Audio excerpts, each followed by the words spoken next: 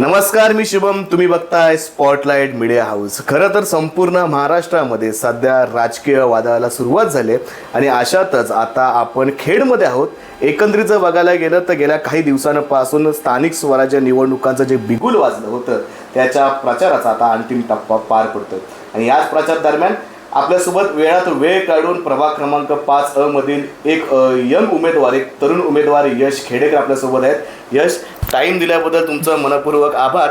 खरं तर सुरुवातीलाच असा प्रश्न आहे की ह्या इलेक्शनमधला सर्वात तरुण उमेदवार म्हणून तुमची ओळख आहे. सन्माननीय बाईंच्या नेतृत्वाखाली तुम्ही उमेदवारी अर्ज दाखल केला.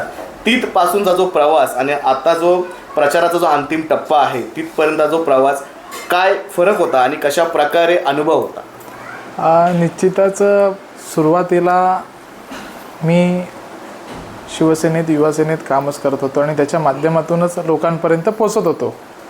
मग अनेक प्रभागातील समस्या असतील त्याचं छोट्या मोठ्या होत्या त्या मी त्यांच्यापर्यंत पोचत होतो, त्या पूर्ण करत होतो.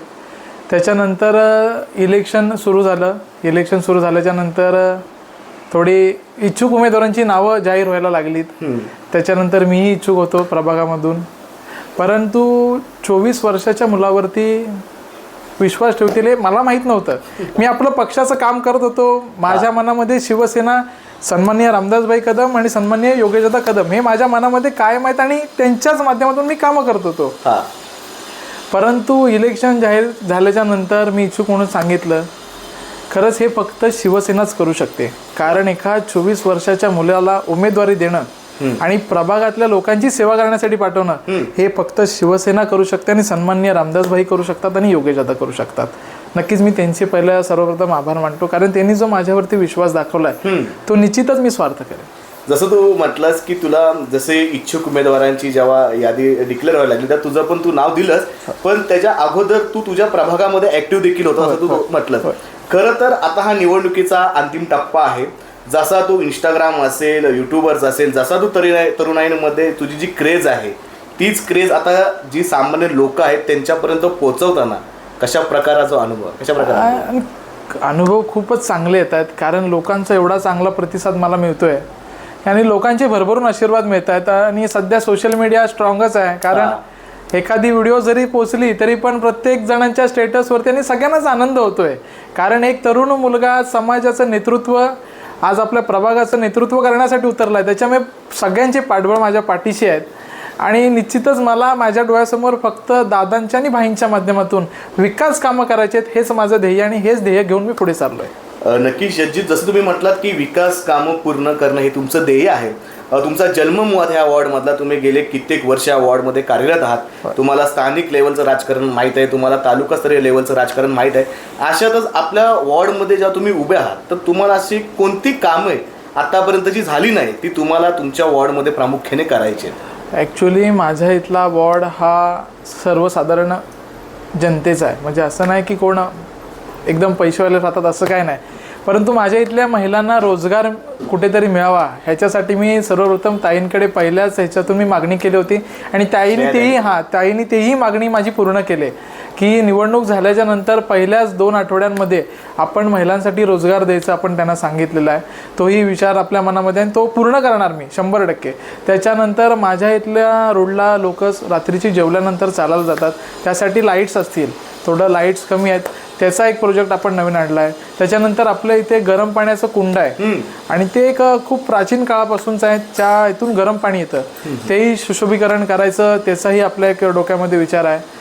आणि जर बघायला गेलात तर दादांच्या माध्यमातून प्रभागामध्ये की जसं की डॉक्टर बाबासाहेब आंबेडकर भवन असेल, तसंच आता होणारं मोठं गार्डन असेल आणि अनेक प्रश्न आहेत, जसे लेणी आहे, भैरीभवानी देवीचं मंदिर पण आहे. अनेक प्राचीन काळातील सगळ्या गोष्टी माझ्या प्रभागामध्ये, ह्याचा मला स्वार्थ अभिमान आहे आणि तो दादांच्या माध्यमातून त्यांच्यापर्यंत आम्ही पोहोचतो हेही आम्हाला बरं वाटतंय. नक्कीच जेव्हा यश ह्या सगळ्या गोष्टींचा जेव्हा तू विचार करतोस, ह्या जी स्थळं आहेत, जी प्राचीन स्थळं आहेत त्यांची विकास कामे पूर्णपणे झाली पाहिजे, यासाठी जो लागणारा निधी आहे तो सन्माननीय दादांच्या माध्यमातून तू रस्त्यावरती आणणारच आहे. पण हे सगळं सामावत असताना तुझ्या पाठी जो तरुण पिढी किंवा तरुण मुलांचा जो मॉप आहे हा खूप मोठ्या प्रमाणामध्ये आहे. ही तरुण पिढी कशा प्रकारे आकर्षित झाली, कारण यश खेडेकर नेहमी रस्त्यावरती धावून जाणारा कार्यकर्ता म्हणून ओळख होती. तो कार्यकर्ता ते तरुण पिढीचा संपूर्ण मॉब जो जमवणं, हा प्रवास कसा होता? बघायला गेल्याच्या नंतर जो तळागाळात काम करतो त्याच्या पाठीमागे सगळेजण खंबीर उभे असतात. आणि माझे सगळे भावंड, म्हणजे माझ्याच एरियातले असं नाही, परंतु अख्ख्या प्रभागातले भावंड माझे सगळे, आम्ही सगळे भावभावंडच आहोत.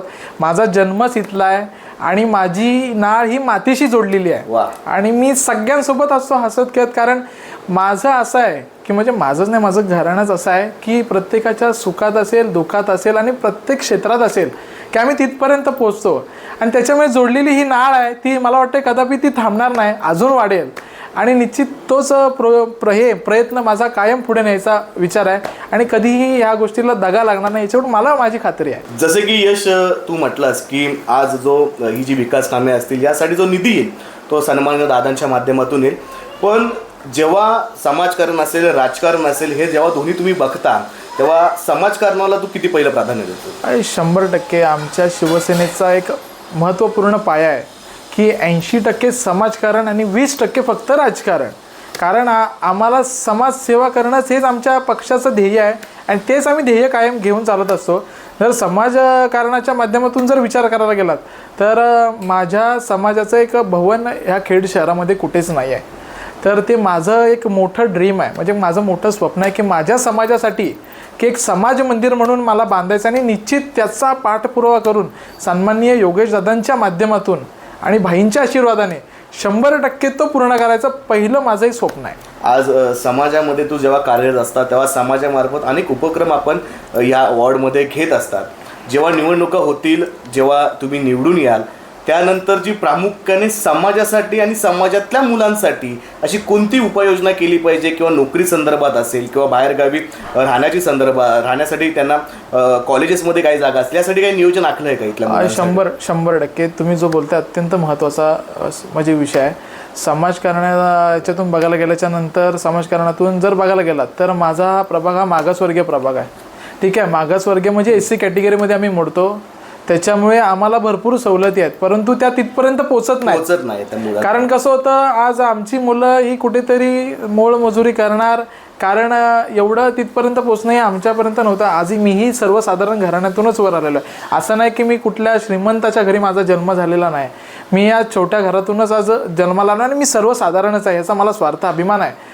त्याच्यानंतर जर बघायला गेलं तर मुलांसाठी जे आज MIDCमध्ये असेल, कोको कोला कंपनी असेल, अनेक ठिकाणी प्रोजेक्ट चालू आहेत सन्माननीय दादांच्या माध्यमातून आणि आपल्या महायुतीच्या माध्यमातून जे प्रोजेक्ट चालू आहेत त्या ठिकाणी नक्कीच आपल्या मुलांना रोजगार कसा मिळून देईल, म्हणजे आपली मुलं हे आपल्या शहरात राहून कसा रोजगार मिळवतील ह्याच्याकडे एक जास्त लक्ष असेल. कारण वाढती जर बेरोजगारी जर बघायला गेलं तर आज संपूर्ण प्रभाग असेल किंवा आज खेडची जी स्थिती असेल किंवा संपूर्ण राज्याची स्थिती असेल की आज जो बेरोजगारीचा जो टप्पा आहे तो कुठे ना कुठेतरी थोडाफार वाढत आहे.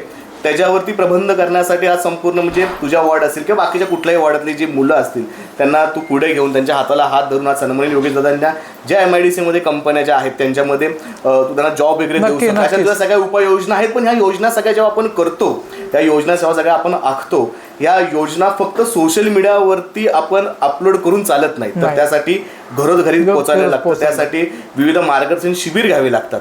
तर दादांच्या किंवा ताईंच्या निवेदनाखाली काही शिबिरांचं आयोजन? नक्कीच तुम्ही बोललाय तो अत्यंत म्हणजे खरंच खूप चांगला प्रश्न आहे. कसं आहे की आजकालची मुलं बाहेर पडत नाहीत, कारण यायला घाबरतात की मी दादाजवळ कसं बोलू आणि कसं नाही बोलू. दादा हे सर्वसाधारण जनतेसोबत जोडलेलं एक नातं आहे. दादा म्हणजे आमच्या प्रत्येकांच्या घरातलं नातं आहे आणि दादांच्या आणि ताईंच्या माध्यमातून आम्ही नक्कीच एक मोठं शिबिर घेऊन जे आपले जे बेरोजगार मुलं आहेत, म्हणजे जी कुठेतरी मोलमजुरी करतात परंतु त्याच्यातून घर भागत नाही. आत्ताच्या जर सिच्युएशनला जर तुम्ही बघायला गेलात तर खूप महागाई वाढलेली आहे. हे सगळ्या गोष्टी जे आता 5 रुपयाचं जे चॉकलेट मिळायचं ते आता 10 रुपयावरती केलं आहे. जर तो विचार करायला गेल्याच्या नंतर शेवटीला पैशांचीही पाठबळ मोठं पाहिजे, त्यासाठी कामही चांगलं पाहिजे. त्या माध्यमातून 100% आज तरुणच आहे म्हटल्यानंतर तरुण पूर्ण पिढी माझ्या पाठीसोबतच आहे आणि त्यांना मी पाठी थांबून त्यांना पुढे कसं न्यायचं हा माझा सगळ्यात मोठा संकल्प आहे. नक्कीच. आता आपण शेवटच्या प्रश्नांकडे जाऊया. खरं तर ही जी तू निवडणूक लढवतोयस, वयाच्या अवघ्या 24व्या वर्षी ही जी निवडणूक आहे ही लढवतोयस, अशातच कुठल्या कुठल्या असे जे मेन लोक आहेत त्यांचे पाठबळ त्यांचे आशीर्वाद तुझ्यापर्यंत पोहोचतेत, त्यांनी ध्येय दिलं म्हणून आज तू ह्या निवडणुकीच्या रिंगणात उतरलायस. कारण विरोधक जरी बलाढ्य असले तरी तू आज या निवडणुकी रिंगणामध्ये उतरून आज तू चांगल्या प्रकारे तुझा ठसा उमटवत आहेस. सन्माननीय रामदासभाई कदम यांचे मी सर्वप्रथम आभार मानतो. आभार तर मानू शकत नाही, कारण आज त्यांचं जे माझ्यावरती प्रेम आहे ते खरंच खूप मोठं प्रेम आहे. आज त्यांनी खूप माझ्यावरती विश्वास दाखवला आहे आणि नक्कीच तो स्वार्थ करेन. सर्व पक्षाच्या पदाधिकाऱ्यांचे मी आभार मानेन, कारण एखादा कार्यकर्ता जो काम करत असतो त्याची दखल हे पक्षातले कार्यकर्तेच घेत असतात आणि त्यांनी दखल घेऊन माझं नाव सन्माननीय रामदासभाईंपर्यंत पोचवलं, दादांपर्यंत पोचवलं आणि एका तळागाळात करणाऱ्या कार्यकर्त्याला आज उमेदवारी भेटते ह्याचाही आमच्या सर्व पक्षातल्या लोकांनाही आनंद आहे आणि तो निश्चित आनंद राहील. तसंच माझ्या समाजातील लोक असतील, माझ्या अख्ख्या प्रभागातील मायबाप जनता असेल माझ्या पाठीशी, ज्यांनी दोन्ही हात सोडून मला आशीर्वाद दिलेत, त्यांचे सर्वप्रथम मी सगळ्यांचे आभार मानतो. कारण आज तुमच्यामुळे मी आहे. आज जर तुम्ही नसतात तर ह्या यश या ठिकाणी नसता, कारण तुमचे सर्वांचे आशीर्वाद माझ्या पाठीशी आहेत, त्याच्यामुळे मी तुमच्यासोबत आहे. निश्चितच येणाऱ्या निवडणुकीमध्ये तुमचे आशीर्वाद घेऊनच मी सगळ्या गोष्टी करणार. आपण जाऊया त्या शेवटच्या प्रश्नाकडे जाऊया यश, की आता अवघ्या काही तासच शिल्लक आहेत आणि अवघ्या काही तासानंतर आचारसंहिता लागू होते आणि अवघ्या काही तासानंतर मतदानाला देखील सुरुवात होईल. एक युवा नेतृत्व, एक युवा पिढी उभरते. काय लोकांना आव्हान करशील मतदानासाठी? नक्कीच मी यश राकेश खेडेकर, शिवसेना भाजप महायुतीचा उमेदवार, प्रभाग क्रमांक 5A मधून उभा आहे. मला सर्वांना एकच आव्हान करायचं आहे की आज जो तुम्ही माझ्यावरती विश्वास दाखवला आहे तो उद्या येणाऱ्या 2 तारखेला तुम्ही धनुष्य बाणावरचं बटन दाबून, मग नगराध्यक्षपदासाठी माधवीताई बुटाला आहेत त्यांच्या समोरचं धनुष्य बाणाचं बटन दाबून, तसंच प्रभाग क्रमांक 5A यश राकेश खेडेकर मी स्वतः माझ्या नावासमोरील धनुष्यबाणाचं बटन दाबून, तसेच प्रभाग क्रमांक 5B आरती महेंद्र पवार यांच्या नावासमोरील धनुष्यबाणाचं बटन दाबून आम्हा तिघांनाही प्रचंड बहुमताने विजयी करा आणि तुमची सेवा करण्याची एक संधी आम्हाला द्या. पॉज कर. Okay, ready. तर यश, आज ही जी निवडणूक आहे अंतिम टप्प्यामध्ये आहे. अवघ्या काही तासांवरतीच आता मतदान देखील चालू होईल. तर मायबाप जनतेला काय आव्हान असेल?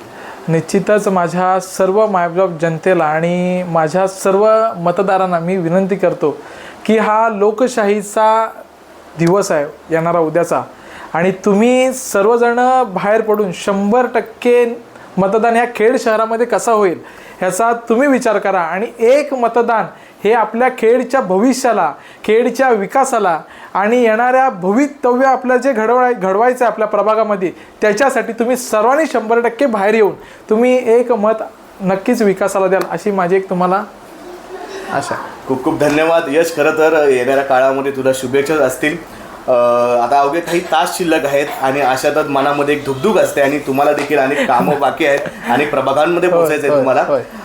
तर आपल्यासोबत यश खेडेकर होते, ज्यांनी निवांतपणे आपल्याशी गप्पा मारल्या. येणाऱ्या काळामध्ये आपला वॉर्ड असेल, खेड नगर परिषद असेल, याच्यामध्ये मी कशा प्रकारे सन्माननीय भाई असतील, दादा असतील, ताई असतील, यांच्या नेतृत्वाखाली मी कामं कशी पूर्ण करून घेईन आणि जे माझ्या वॉर्डमध्ये जे ऐतिहासिक स्थळं आहेत, प्राचीन स्थळं आहेत, त्यांचं सुशोभीकरण कशा प्रकारे करीन, याच्यावरती अनेक विषयांवरती चर्चा झाली, अनेक मुद्द्यांवरती उत्कृष्टतेने चर्चा केली. आता वेळ झाली इथेच थांबायचं. खरं तर बघायला गेलं तर उद्याचा जो दिवस आहे हा लोकशाही टिकवण्याचा दिवस आहे.